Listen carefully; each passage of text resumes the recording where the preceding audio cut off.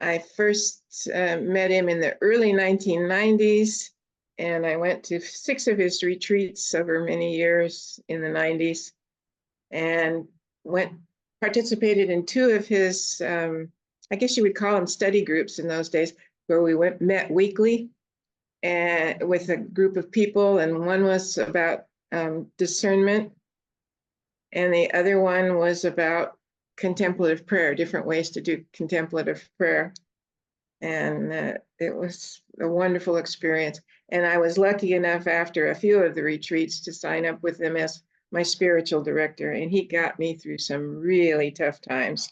You sent some questions ahead and said, how did he make a difference in my life?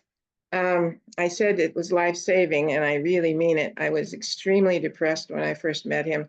I was seeing a psychologist at the time, but it wasn't enough because I had I had been a lifelong Episcopalian and active in the church. I was still singing in the choir every Sunday, but I wasn't connected with God in any way. I had lost God, and I felt so empty.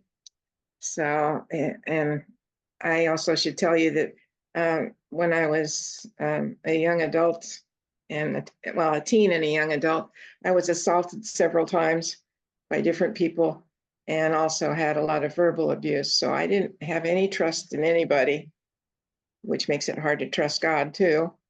And then I also had a lot of anger issues that I hadn't dealt with. So one of the best things we worked on for many, many meetings together was for healing of memories, and just his very best ministries for me. And I pass them on as best I can to people that I help too.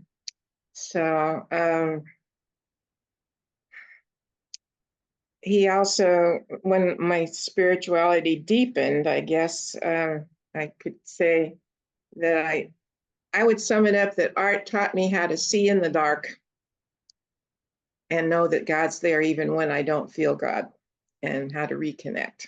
And that's the summary of what he did for me. But as my spiritual journey deepened, and he guided me through what's called the dark night of the senses, which is where I was at, and didn't know that that's where I was at when I first met him, because I didn't sense where God was, and I had no connections anymore. And then dark night of the soul. So he was just fabulous and life-giving for that. Because I have been a member of 4 different parishes since I met Art, because I've had to move from place to place.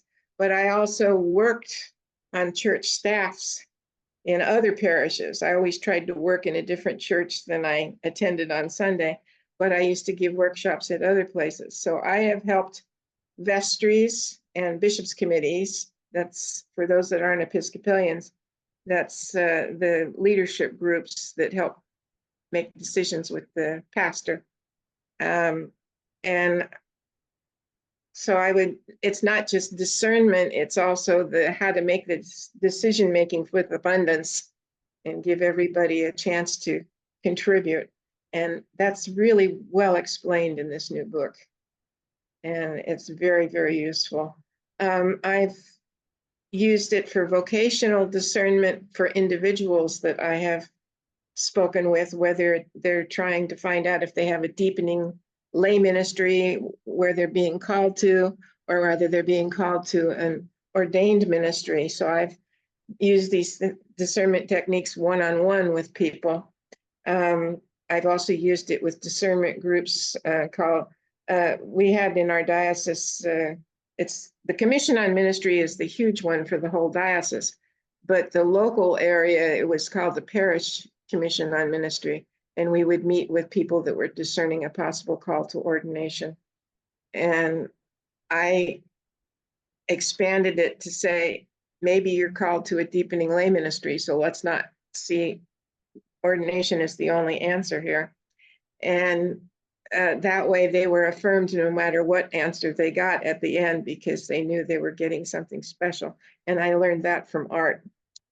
So, and I also used it for search committees. I used to do a workshop when I was in the Diocese of El Camino Real, where I would go to search committees and talk to their search committees about discernment techniques, and also the decision-making part of it. One of my favorite things from art was you say your concerns and you go around the circle or table many times as it takes, but you don't repeat what somebody else said, because that's campaigning. All you're doing is mentioning concerns, and you go around the table until everybody passes. Then you bring all the good points, and then you sit in silence for a bit, and people really listen to each other. Everybody gets a chance to speak, and then you listen for God, and it's amazing the decisions you make, and they're made from abundance rather than what's wrong with this. So, and I like that you're sharing concerns, not you're sharing what's bad about it. And it's just so life-giving to make decisions that way. So I've used that with just about every church group you can get together, and it's wonderful. Outstanding.